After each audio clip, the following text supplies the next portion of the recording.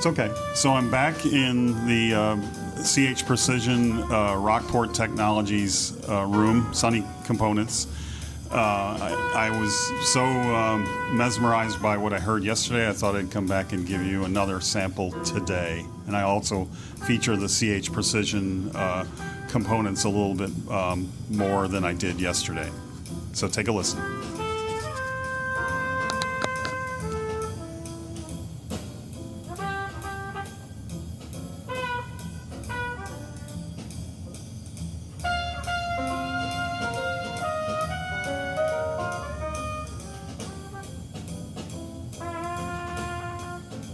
More volume.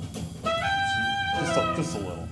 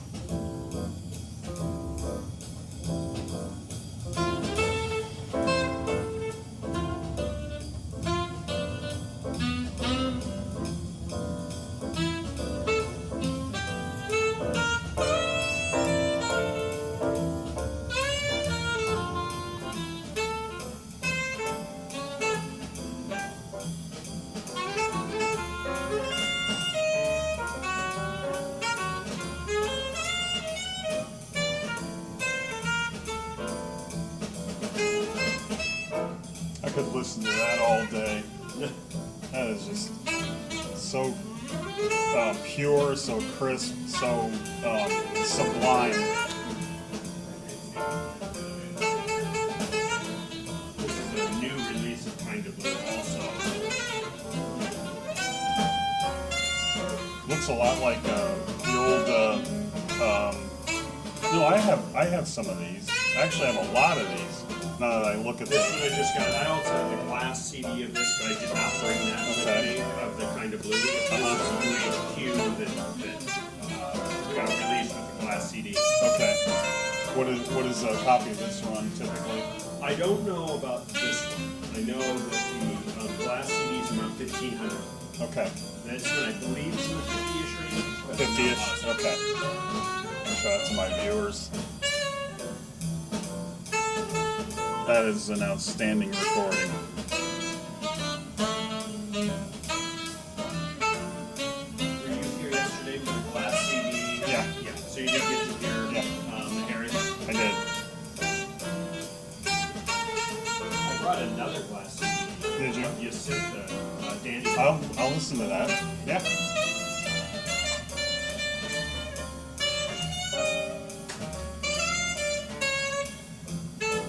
So this is the glass CD. It's a little A little smudged. on the top, but Wow, that's got some weight to it.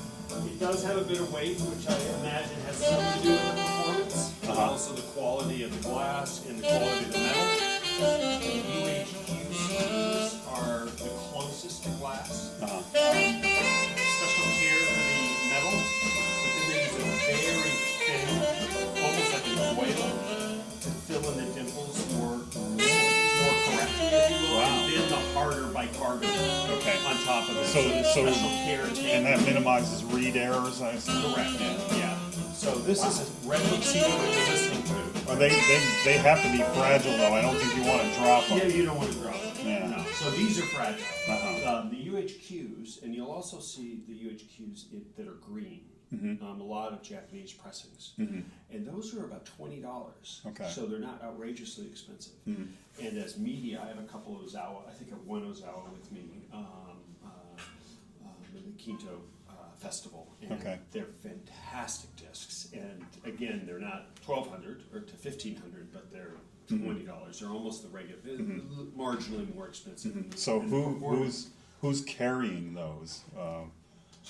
So luck, or I spend a lot of time now, since most record stores don't exist anymore, with selection. Yeah. I hate to say it, so it's, Amazon. Well, CD Japan. CD Japan? Yeah. Okay. It's a fantastic place for CDs. Okay. That it's still, they don't stream, it hasn't caught on, if you will. They still prefer physical media culturally in Japan. Okay. So it's one of my biggest markets for transports is Japan for that. Oh, yeah, given And that, so, for example, given that nobody's making them anymore. I played this earlier, this beautiful Brahms. I have a series of Brahms, but this was, I grew up with the Boston Symphony in Tanglewood. Okay. And so Ozawa is one of my favorite conductors, just since that's who I grew up with. And so this is a Japanese pressing. It's a Philips, but if you open it, you'll see it's, I mentioned the green CD. Yeah. So you'll see these from time to time, and these are spectacular, just Okay. as media. Now, of Okay. course, the performance could still be terrible. Yeah. Recording could be terrible. I mean, there's a whole bunch of other But variables. the CD is very high quality. Typically, though, the things I find on this, MQA CD, which is a format that I happen to love, and what I'm going to play for you is an MQA CD. Almost all of the MQA CDs that I own are done with this media. Okay. It just happened to be one of the things, and that's the encoded MQA into a CD packet. So if you Okay. have a regular CD player, it plays as just Redbook CD. In the case of the synth that I'm going to play for you is MQA CD. It actually comes up, I believe it's standard MQA, so it comes up at 2488.2, I believe. It might be 352. Okay. I'll look in a minute. Okay. To see what this one comes up. Anyway, MQA CD is another. I don't understand enough of the technology. They call it folding and encoding, and they're doing something. They're still packaging it into a conventional file for 1644, but somehow there's some unpacking stuff that gets us more resolution. So it's a smaller packet with higher resolution on the other end. If you have a full MQA encoding and rendering compatible DAC. In this case, my transport is also an MQA transport, but you could use just a great transport with a DAC that's an MQA certified DAC. So both my C10, my C1.2, even my integrated amp, the I1, is all MQA compatible. Can you eject the CD for my viewers so they can see how it works? I love that mechanism. Yeah, that is cool. It doesn't even look like a CD player. So we build this transport. So the D1.5 is only a couple of years out. Our original transport that we had for almost 14 years, 13 years, the D1 was built with the famed esoteric transport. Yeah, I have an esoteric. Best transport made. And then esoteric stopped making them available for OEM. And so we had a choice. If we wanted to continue supporting SACD, we had to use D&M. Okay. The D&M transport wasn't as good. Okay. And that's what you have in almost every SACD player today. They're using, or compatible transports using the D&M. esoteric. I'm sorry? Except esoteric. No, esoteric doesn't Oh, make they don't available make them anymore. Oh. They're not available. Not even for themselves. No, in fact, that's what I heard, that they're actually buying the D&M. I don't know that for sure. Okay. You can ask them. Okay. That's a T.H.E question, Yeah. not a CH Yeah, precision now- question, but as an now- OEM. The esoteric, as robust and beefy and crazy as they made that transport, it did have problems. Well, it had one big problem so when we got the D&M, it started working with it wasn't as good. And the one area that we found mechanically that it was nowhere near as good performance-wise, or what the Achilles heel of the esoteric, I should say, is it has a resonant frequency at 300 hertz. Okay. A Redbook CD spins at 500, and as the laser goes from the inside out, since they're reversible record inside out, it has to slow down. So it'll slow down to the outer edge to as slow as 200 RPM. Okay. And so you have variable speed with a resonant frequency right in the middle. Not good. Not good. So when we looked at the D&M that wasn't as good as the esoteric, we actually looked back at the esoteric and went, well, how can we make something better than what we used to have in our previous D1? Because clearly we're going backwards if we buy the D&M. So we bought the D&M. We call them donors. We recycle almost the entire drive. What we needed was the control board for SACD. Denon's been known for direct drive motors and turntables forever. They make great motors. It's a great manufacturer. Yeah. Laser, those are the pieces we keep. And the D1.5, we actually keep the drawer as well. Okay. Everything else we build in Switzerland. And our goal was to get the resonant frequency, going back, think of the esoteric, if we could get the 200 hertz down to below audible, we figured just like a great turntable, we would be able to extract more information because it'd be more stable. In this case, using a drawer, we got as low as 50 hertz. We got below the AC main, so at least we're not competing with the transformer. We just introduced in Munich a new D10, which is below 20 hertz. I would argue this is the best transport made. In July, when the D10 starts shipping, it will be the second best transport made. We did a couple of comparisons for a few select people between the D1.5 and the D10, and it's shocking that even that difference is heard. And I've done shootouts with this and the esoteric transport. Okay. Trust me, I did the same quality power supplies and everything between both units. So I used my own D1 versus a D1.5, not picking on other manufacturers. Executed, we think, as good as we can, executing with our drive that we build in Switzerland. And this drive's absolutely amazing. It required that I got all of my discs out of storage. I put racks up in my office now for all of my darn CDs. I was happy to have them all ripped and hidden away in a hard drive with 4 terabytes stored. Now I'm playing CDs again. I had to buy a transport. I mean, it was really kind of annoying in some ways, having to have another physical media in the house. But when you hear the difference between file replay versus, well, it's still file replay, right? Right, The absolutely. disc. But I still think discs are the best. It's just astounding. So this Jacinta that I'll play for you, I'm only going to play the a cappella portion, which is just a couple of minutes. Okay. Yeah, you're going to laugh. She needs a glass of water. I mean, it's talk about, you hear, she's just, it's rather hilarious, but this is really closely mic'd.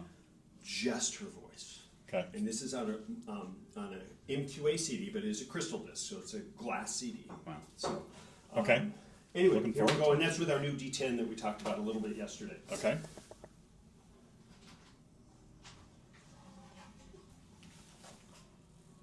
All right.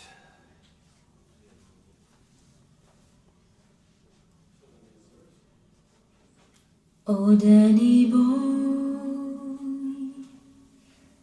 the pipes are calling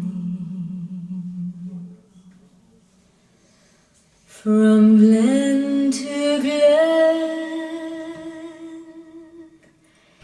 and down the mountainside.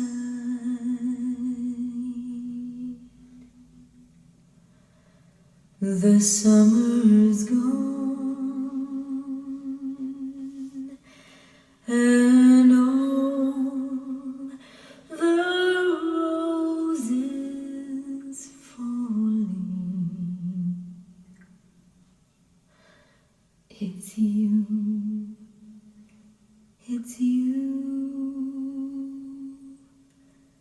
must go, and I must bide.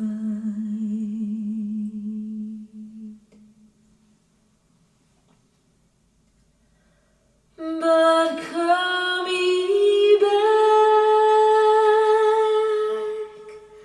when summer's in the meadow,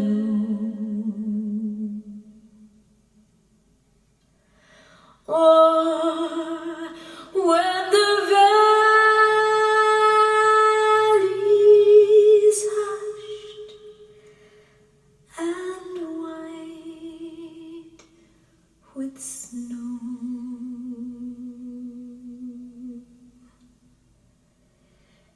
I'll be there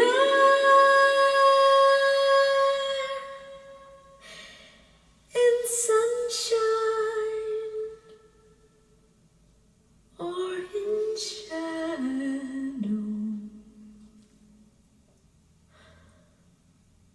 Oh, Danny boy, oh, Danny boy,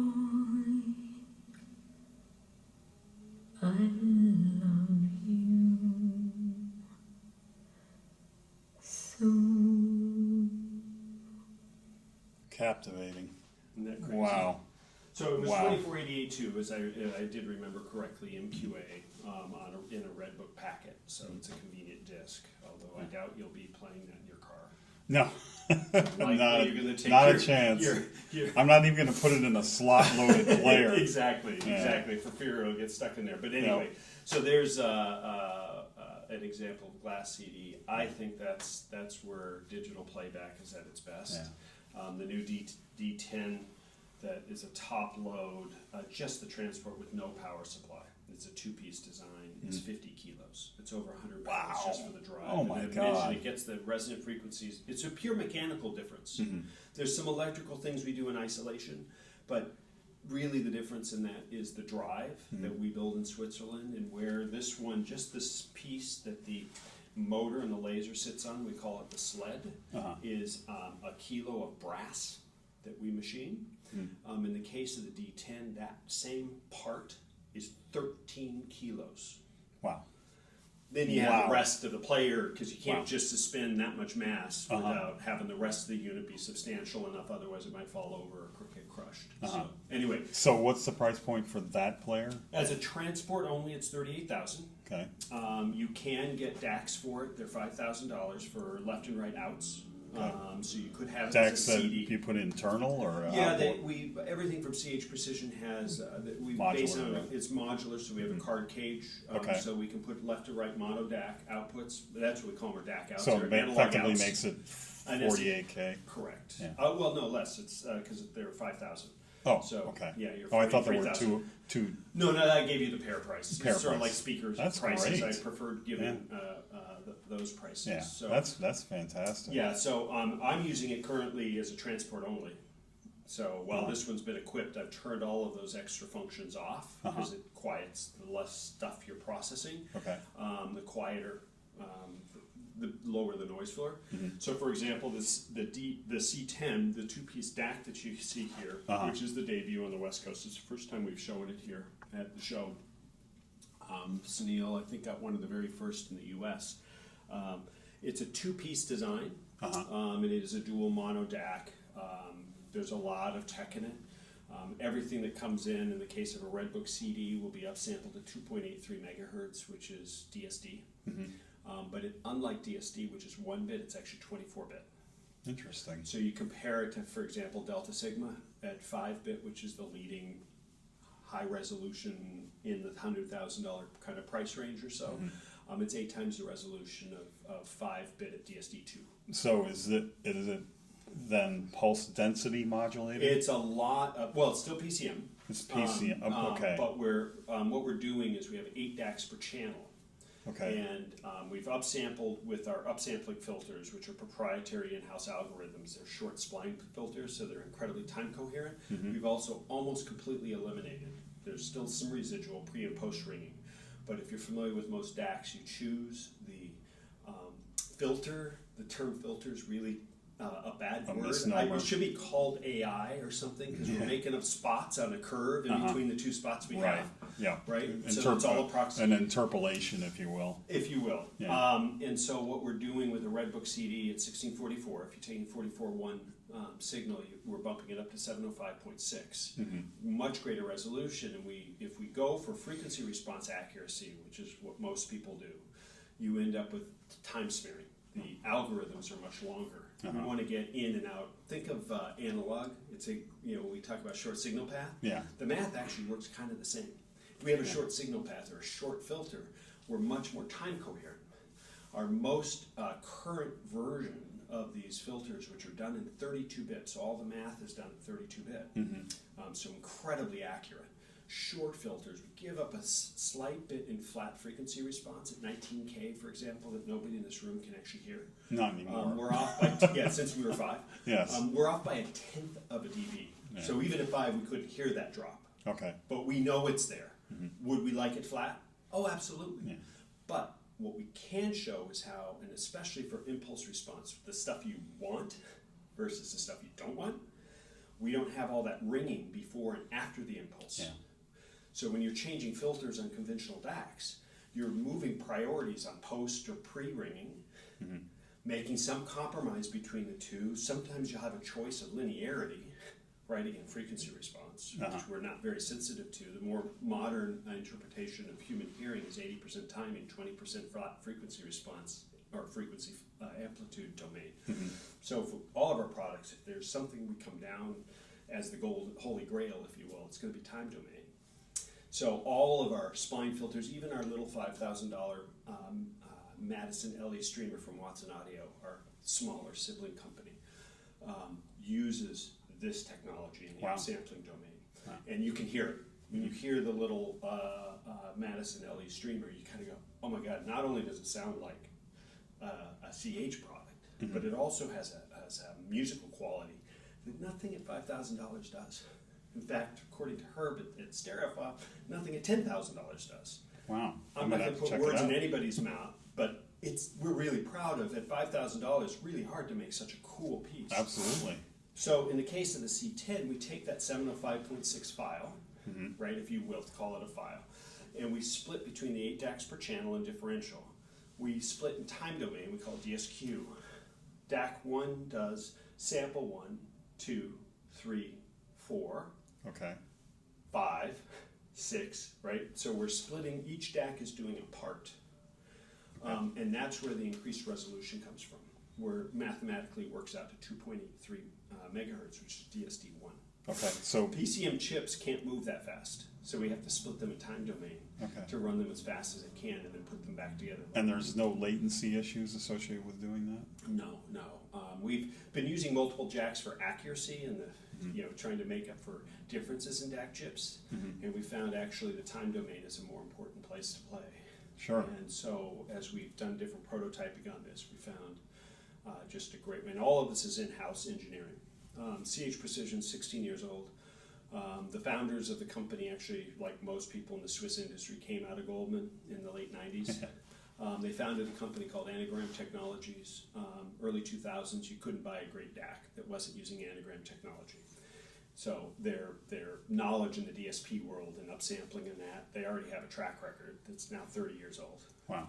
Or near 30, for those that are being really technically accurate. Not quite as old as the CD age, but But close. they've been doing, so you couldn't buy, even Cambridge in the 2000s was using Anagram technology. Really? I mean, so it wasn't just super expensive pieces. It was pretty cool mainstream technology. too. Yeah, and then then the owners went into the OEM world where they built stuff for other manufacturers in between Anagram and CH. So when we started CH 16 years ago, the idea was to treat our own product like we tried to treat for other OEM companies, doing OEM for others.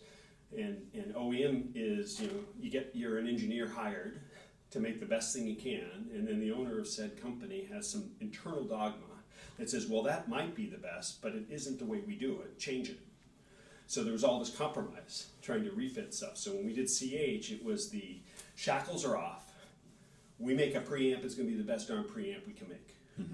Make an amplifier, and I can talk about technologies that are unique in these. These are not 30-year-old products. They are more contemporary than anything I've seen on the market today. And when you look at what we've done with the DAC layout on the C10, it's the same thing. There's nobody doing anything like this. We do use Delta Sigma, by the way. I didn't want to sound like I'm down on Delta Sigma. The $5,000 DACs that we build that have as an option for the D1.5, those are Delta Sigma. They're Wolfson chips. We're doing our own DSP in front of them. Okay. And then we use the Wolfson chips. They're running at 8-bit DSD1. Or DSD2, sorry. So it's actually even more, it's a little higher resolution. 8-bit versus 24. 5. Versus 5. Oh, 8 per versus what other people that are chunk. famous. Yeah, that's what other people are using Delta Sigma. Some people say it's 1-bit. It's not. If you use current injectors in that, one of the leading DAC manufacturers out there is doing Delta Sigma, and they're running 5-bit, which is, they make a wonderful product. I'm not here to disparage anybody ever. We're actually running even a little higher. And then we use our own 8-time upsampling in that chipset, which is the same chipset and digital engine that we build into our integrated amp. And by the way, the DSP is the same DSP, almost identical, I should say, as the Watson uses. Okay. And they also use the Wolfson chips. The unit you're talking about back in the back of the room? Are you bringing? No, it's in the front of the room. Oh, it's in the front of okay. Let me get a little bit of a close-up of that. So Madsen, you know what? I've seen that on now that I recognize it now, especially since I see the chassis. I watched a YouTube video with you, and you in Munich, right? Yeah, Exactly. that's where I saw it. Dropped one of my feet, so I'll find it. One of the rubber doohickeys. Handle it. So this product is 100% built the same way CH is. So that chassis was milled out of a single billet of aluminum. It's built upside down, like some of the best equipment you've seen in our industry. To save some money, we're doing a powder coat versus anodizing. Okay. So where we can save, we will. So this is sort of how do we leverage CH precision technology and squeeze it into something that might be affordable. Yes, $5,000 is a lot of money. My entry-level DAC at CH Precision is $36,000. So having a product of $5,000 that does what this does is something pretty spectacular. In this industry, this is a bargain. And the way it's made, the boards are done in our factory that's outside of us. It's in Sion, which is outside, very close to Montreux. Our facility is in Préverange, which is right on Lake Geneva. So all the engineering, 100% in-house. We use no outside engineering firms for any part, and down to the apps for Android and iOS. Everything's done in-house, 100% in-house product. I mentioned the OEM world. We came from it, and we've now walked away from it. We only do for ourselves. Yeah. You've sold me on that. I have a aging esoteric KO3 player. Sure. With of course it's got its own built-in DAC, but I don't like the sound of it anymore. This thing is spooky. It has no right being so good. So it has a 5-volt external power supply. It looks like a big PC power supply. And then we introduced in Munich just a few weeks ago a new external power supply that you can purchase as an upgrade. It's $2,500 or $2,495 to be technically correct, called the Power S for Power Source. We might have some other products on this chassis, like photo stages. Fantastic idea. And so somebody that purchases this, that's absolutely in love with the way it is, but wants to upgrade later for $2,500, and the performance really comes up. And we debuted that in Munich again just a few weeks ago. We expect to be shipping those in the fall. Nice. And we also debuted an amplifier. It's bigger than this, of course. Is that available for sale This now? is available Okay. immediately, yeah. Okay. These are shipping.